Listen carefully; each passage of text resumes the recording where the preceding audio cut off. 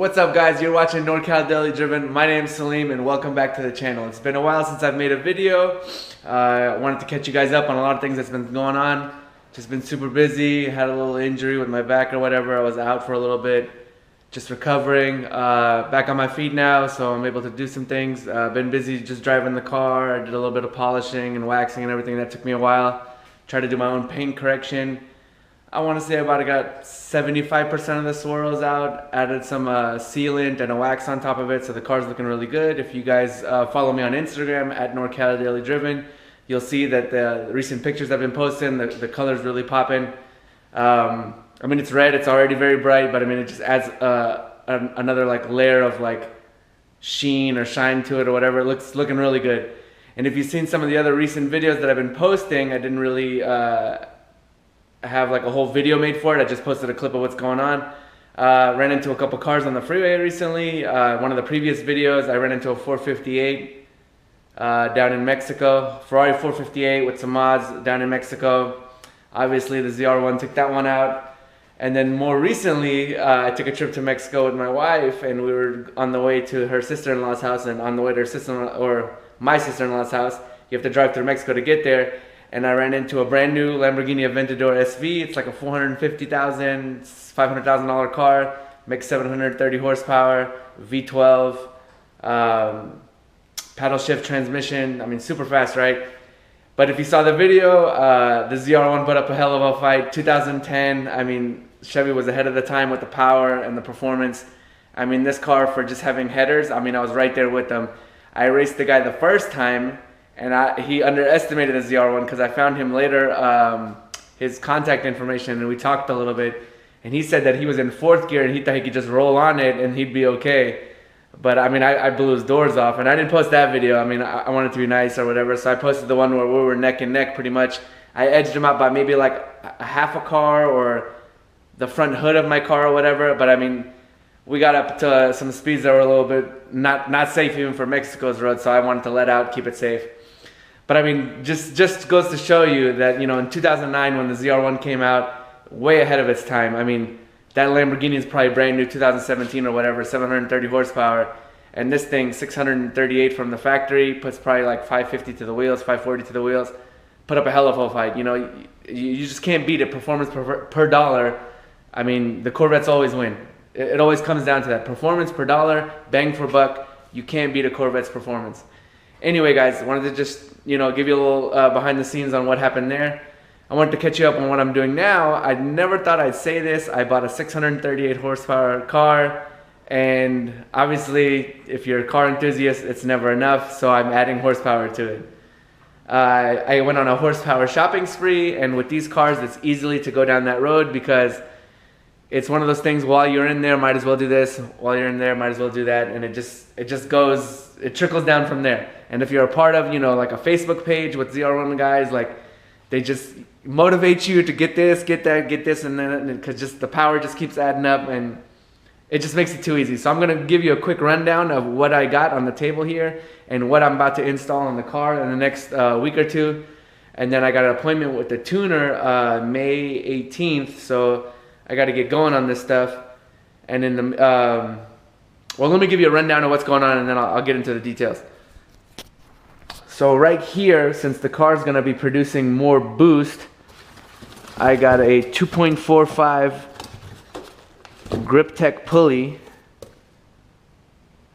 to put on the supercharger. So smaller pulley spins the supercharger faster. You in turn create more boost. For that pulley, or for the supercharger, I got a 4.5-inch Synergy intake. I got that used, so the filter needs to be cleaned, but no big deal, still in proper working condition. 4.5-inch intake, so it's massive. You could see the size of this filter is just insane. But obviously the blower is massive, so it's going to be needing a lot of air. So after the intake, I got the 102 millimeter Nick Williams throttle body. Don't really have it unwrapped, but I mean, if you've seen a throttle body for an LS motor, they all look pretty much the same. So that's going to go into the blower, and then there's intercooler bricks that sit inside the the supercharger that sits on top of the engine, there's 2 intercooler bricks inside there. So once the heat gets cranked up, since you're spinning the blower faster, you need to get those welded. By welded, they weld like a thin aluminum plate on the top of them, because too much heat melts the intercoolers, and then you get, you know, fragments coming off, and it could possibly go in your engine. So I'm sending those out to get welded by Kong Performance. That's Greg Kong, who's like the ZR1 guru. He's got a lot of his own parts now. He came out with his brand new Kong Performance 5-inch intake, so it's a really nice piece. I just didn't go with that because I got a really good deal on the Synergy intake, since people are dropping them to go with the Kong. He does the blower porting, he does the snout porting. I got this 1.25 expansion tank from him, 1.25 gallon. It's powder coated, it's all welded really nicely. This is gonna get hidden behind the front bumper. Hidden behind the front bumper where the current one sits, so it's an addition to the current expansion tank that comes with the car. So that's going to help out with the cooling that we're going to need to keep the intake air temperatures down. I got new Iridium spark plugs. I got this dash logic. It plugs into your OBD2 sensor or OBD2 port under the dash, and then on your heads-up display, you could monitor a bunch of parameters that you're going to need to be paying attention to once you crank up the boost. So you can see boost pressure, you can see intake air temperature 1, intake air temperature 2, and then also your E85 content, which leads to my next modification. I got an E85 sensor. So this is going to plug in, and I'll be able to run E85 on the car, and then it'll show up on my heads-up display what the content of the ethanol content of the E85 that I'll be pumping in. So luckily, I got an E85 pump down the street from me, so no big deal. To go with that, I got 1050 injectors from Injector Dynamics. They're wrapped in here. I don't really want to take them out. So since you're going to be running E85, you need to get more fuel pressure, so you're going to need more injector. But luckily the stock fuel pump is good to about 700 wheel, 720 wheel, so I'll be good there. After that, you're going to need to get like an auxiliary fuel pump or whatever. I got the idler pulley. You need to get a smaller idler pulley since you're running a smaller supercharger belt. So that's a 76 millimeter. That's from Lingenfelter. They sell that on their website. I got the belt to go with that. Oh, right here. So you got to get a heavy duty supercharger belt that goes with that. And I got the snout around here, the pull up. This is the Lingenfelter blower snout. So this gets bolted up to your supercharger. Then your throttle body goes here, then your intake after that. So this thing has been ported by Greg Kong from Kong Performance. You could see that it's all hand ported, really nice and smooth airflow. So it was already an upgrade if you get a Lingenfelter snout. Let me get this out. It's already an upgrade to get a Lingenfelter snout, but now it's ported even in greater for greater CFM, so that it moves more air. I got it used off of a guy, so that's why it's got the tape on it. It's got a little remnants of some RTV on it, but we'll clean that up before obviously it gets installed. But I mean, this is one of the main pieces to the upgrades that we're doing here. So that comes from Lingenfelter. You could get that ported by a few people online, but if you do decide to get it ported, you should send it to Greg Kong from Kong Performance. He's got a website, kongperform.com. It does awesome work, huge help with the ZR1 guys. He also does brand new Z06 LT4 blowers, and he does Camaro stuff too, so you can check him out for all your blower and porting needs. He's got his own custom ported snout now, so where he takes your stock snout off your car, you send it to him, he does some modifications, and now he does CNC porting. So it's not hand anymore. He's got it programmed to where it gets cut out by a machine to his specifications. So he's stepping up his game every day, getting better and better. So definitely, if you want to upgrade your ZR1 with any performance parts, reach out to him. He's got a wealth of knowledge. He's very helpful. He'll help you out. So anyway, guys, let's talk about how much power this thing is going to be making. So I know a guy locally with a similar setup. On pump gas, it's going to be around 630 wheel horsepower, which is almost 100 more horsepower to the wheels than what the car has right now from the factory. So from the factory, ZR1s usually dyno around 540 horsepower. So this thing will be around 630, maybe 635 on pump gas. 91 will be getting to California. And then on E85, I'm hoping it'll be a lot closer to 700, if not at the 700 mark. So we'll be dealing with a lot more power. I know a lot of guys, they turn this thing up, they do heads cam, it gets into the 800s. Now there's guys doing 1,000 wheel horsepower on just boost only. So mine's more of a mild setup, I would say. I didn't want to open up the motor and everything. This is going to be plenty of power. I'm not going to be doing any like competition drag style. I mean, I'll go out there to get a baseline or, just, have some fun.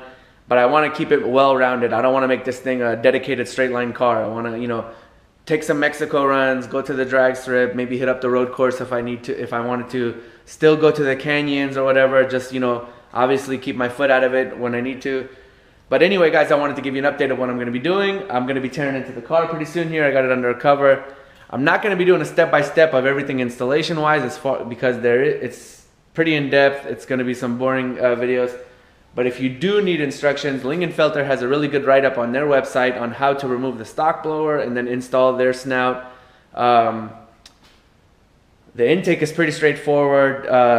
The flex fuel sensor comes with instructions. This one is from DSX Tuning, which is pretty much like one of the premier flex fuel guys that provide sensors. I mean, spark plug's pretty straightforward. Injector's pretty straightforward. The pulley gets bolted here to the front of the snout, so that's pretty straightforward. The tank is a little bit more custom, so I got a diagram for that I could share with you guys if you're interested. Oh, to go with the tank, you need a larger heat exchanger. So the factory intercooler radiator, if you want to call it, it's basically sits with the AC condenser, and the stock radiator is the stock heat exchanger for the intercooler. So that's where the water gets pumped through so that air passes through it, cools it down, goes back into the supercharger. Well, that's not going to be adequate enough for the amount of heat and boost that we're generating, so we need a larger heat exchanger. So I'll be running an Edelbrock heat exchanger. It's not a car-specific one, but a lot of the ZR1 guys figured out that it fits into the front with little modification, and it's one of the better heat exchanger setups. So it's really efficient. It should keep the IAT2s and the intake air temperature 1. That's basically before it goes into the intake, and then before it goes into the intercooler and what comes out of the intercooler. As far as the temperatures, you want to always make sure that those temps are down, because at 160 degrees, if the intake air temperature going into the blower is 160 degrees, the car's going to start pulling timing, and you're going to basically lose power. So you don't want to do that. You want to be able to use that power back to back. So whether it's half-mile pulls, quarter-mile pulls, Mexico runs, whatever, you want that power on tap at all times, 100%. So that's what's the update, guys. I just wanted to give you a rundown. It's pretty fast here. I'll probably have some other updates throughout this video. So yeah, it's going to be a hell of a setup. I'm excited for more power. I mean, it's crazy. Obviously, more power. I'm going to need more grip. So you could probably put 2 and 2 together. What's going to be coming next after that, as far as getting that power to the ground. So guys, just an update. I want to show you where I'm at with the car teardown. So I just put some microfiber towels down on the fenders, taped it off, put some tape here on the front. On that fender, obviously I removed the hood because it would be in the way. I need to get access to the intake, to the blower. Going to be removing the bumper at some point so that I could get to the heat exchanger back here, and then the expansion tank that sits back here. So yeah, just want to make sure that, if anybody else is doing this, you take some precautionary measures. You do not want to scratch your paint or drop anything on it or gouge it. So, want to be as careful as possible. In the middle of removing the supercharger, progress update. Been following the Lingenfelter instructions. As you can see, I got the lid off of the supercharger, which is here. These are the intercooler bricks that I need to remove and send out to Greg Kong so that they could get welded. He basically welds a aluminum plate right over the top of this. I think it's to reinforce it, or it might be to one side of these. But basically it reinforces it so they don't melt, because that's what their downfall is. Too much heat and they melt. To get to this point, I obviously had to remove the intake. I removed the supercharger pulley, or in a belt. a bunch of hoses and connectors and everything for the fuel rail and all that. There were 17 bolts that go around here that I had to remove, and then the lid comes off. I did make a mistake. I broke the connector here for this coolant line. I'll have to go ahead and order one of those. No big deal. I got some coolant spillage, but either way we were going to open up the coolant system anyway, or the intercooler system, so no big deal there. You want to make sure you cover the supercharger inlet there, so I'm going to go ahead and take care of that in a second here. Make sure nothing falls in there. But just want to give you guys an update of where I'm at. Maybe it took me an hour to get here, maybe less.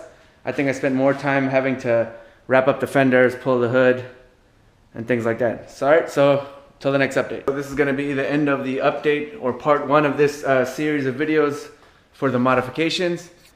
So I pulled the lid, the bricks sat right here. This is the water inlet. Those are the gaskets for the bricks, so they're still in good condition. I just need to clean them up. I'll be able to reuse them.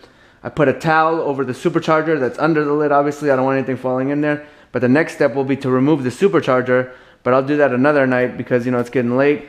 I got work tomorrow. I wanted to go ahead and show you guys what the bricks look like so you get an idea. So this is the intercooler brick removed. That's where those water lines connected to from the outside. And it pumps water through this, or basically your coolant to cool the air intake charge. So these fins right here, over time, if the heat gets too high, they'll melt, and then you know the shrapnel will start coming off, and it'll go in your engine, and then, you know, bye bye engine. And LS9s aren't cheap. It's like $17,000 I think for a new one. We definitely don't want to pay $17,000 for a new motor if we're going to turn up the boost. So I'm going to go ahead and wrap these up. Going to get them packaged, sent out tomorrow to Greg Kong so that he could do the welding, send them back to me so that I could get all this stuff wrapped up before May 18th. Because again, May 18th is my tuning date, and I can't miss it because the tuner is very busy. I had to book him 2 months in advance, so if I miss the date, then, you know, I'm SOL. But anyway, guys, it was a good opportunity to get a video in here. I know it's been a while. Sorry about that. I'm trying to get these videos in here a little faster, or a little bit more frequent, I should say. But now that we have something to work on, I'll definitely get the videos up. Again, thanks for tuning in. If you haven't already, please hit that subscribe button so you can keep up with the updates. And obviously, you know, when we get this thing back on the road, we can see, you know, the performance or whatever. But yeah, thanks for tuning in. Hit that subscribe button, hit that like button if you like this video. If you haven't already, watch some of the other videos so you could get a backstory on how I came about the ZR1 and all that. But until the next time, enjoy the ride.